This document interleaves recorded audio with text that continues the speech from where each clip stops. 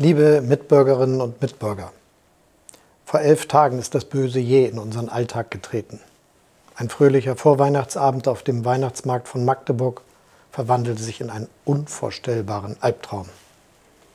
5 Menschen sind auf grausame Weise getötet worden, mehr als 200 wurden verletzt, darunter viele sehr schwer. Meine Gedanken sind seither jeden Tag bei denen, die ihre Liebsten verloren haben oder noch immer um sie bangen. Den Verletzten wünsche ich, dass sie schnell wieder ganz gesund werden, an Körper und Seele. Fassungslos stehen wir vor dieser menschenverachtenden Tat. Wie kann ein wahnsinniger Attentäter nur so viel Leid verursachen? Und nicht nur in Magdeburg fragen sich viele, woher soll die Kraft kommen, um weiterzumachen nach solch einer Katastrophe? Liebe Mitbürgerinnen und Mitbürger, Kraft entsteht aus Zusammenhalt. Und wir sind ein Land, das zusammenhält. Auch das ist in den vergangenen Tagen in Magdeburg eindrucksvoll zu spüren gewesen. Denken wir an die unzähligen Ersthelfer, Krankenpflegerinnen und Sanitäter, an die Ärztinnen und Ärzte, die bis zur Erschöpfung und darüber hinaus Verwundete versorgt, operiert und behandelt haben. Aus dem ganzen Land haben sich Seelsorgerinnen und Seelsorger nach Magdeburg aufgemacht, um Beistand zu leisten und Trost zu spenden. Unsere Polizistinnen und Polizisten und die Rettungskräfte vor Ort haben in der Schreckensnacht hochprofessionell gehandelt, obwohl viele von ihnen selbst unter Schock standen. Ihnen allen gilt mein großer Dank, gilt unser großer Dank. Auch viele der Weihnachtsmarktbesucher selbst haben spontan geholfen. Es sind Zeugnisse dieser Hilfsbereitschaft, die mitten ins Herz gehen. Zum Beispiel die Geschichte des Verkäufers eines Würstchenstands, der die ganze Nacht über für die Verletzten und für die Rettungskräfte Tee gekocht hat. Einfach so, um irgendwie helfen zu können. Liebe Mitbürgerinnen und Mitbürger, so sind wir. So ist Deutschland. Wir sind kein Land des Gegeneinanders, auch nicht des Aneinander vorbei, sondern ein Land des Miteinanders. Und daraus können wir Kraft schöpfen, erst recht in schwierigen Zeiten wie diesen. Und die Zeiten sind schwierig, das spüren wir alle. Unsere Wirtschaft hat zu kämpfen, das Leben ist teurer geworden und viele blicken mit einem Gefühl wachsender Beklemmung auf Russlands brutalen Angriffskrieg gegen die Ukraine. Ich versichere Ihnen, dass wir die Ukraine nicht alleine lassen und weiter unterstützen, wie niemand sonst in Europa, und dass wir weiter kühlen Kopf bewahren, damit der Krieg sich nicht ausweitet. Angesichts solcher Sorgen ist es kein Wunder, wenn viele sich fragen, wie geht es in Deutschland weiter? Meine Antwort darauf lautet wieder, unser Zusammenhalt macht uns stark. Wir sind 84 Millionen, gerade einmal 1% der Weltbevölkerung und trotzdem die drittgrößte Wirtschaftsmacht der Welt.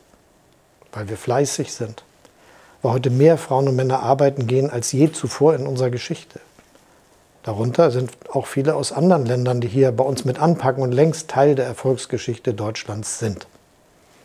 Lassen wir uns also nicht auseinanderdividieren von niemandem. Bei uns kann auch ein Kind aus einer Arbeiterfamilie auf eine ordentliche Schule gehen. Jede und jeder kann sich darauf verlassen, beim Arzt oder im Krankenhaus medizinisch gut behandelt zu werden. Und bei allen Interessenunterschieden in kaum einem anderen Land der Welt arbeiten Arbeitgeber und Arbeitnehmer so eng zusammen, wenn es um Löhne und Arbeitsbedingungen geht. Kaum ein Land hat international so viele Freunde und Partner wie Deutschland. Auch das habe ich in den Tagen nach dem Anschlag von Magdeburg erlebt, als mich aus aller Welt Nachrichten des Mitgefühls erreicht haben. Zusammenhalt entsteht auch im vermeintlich Kleinen, Alltäglichen, wo die Großeltern auf die Enkel aufpassen, die Nachbarn für das alte Ehepaar im Haus einkaufen oder Familien ihre Angehörigen pflegen, wo Eltern den Fahrdienst im Sportverein übernehmen oder Kuchen backen für den Schulbazar. Das ist doch nicht der Rede wert, würden die meisten wahrscheinlich über ihr Engagement im Alltag sagen. Aber dieses millionenfache Einstehen füreinander ist der Rede wert. Dazu zählt die viele unbezahlte Arbeit, die Tag für Tag zu Hause geleistet wird, übrigens immer noch meistens von Frauen. Alle großen Erfolge beginnen mit Zusammenhalt, Deutschlands Wiedervereinigung. Wir feiern sie im neuen Jahr zum 35. Mal.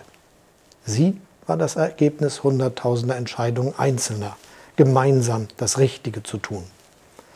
Mutige Bürgerinnen und Bürger der DDR gingen Seite an Seite auf die Straße und riefen trotz aller Angst vor der Stasi: wir sind das Volk. Und später dann, wir sind ein Volk.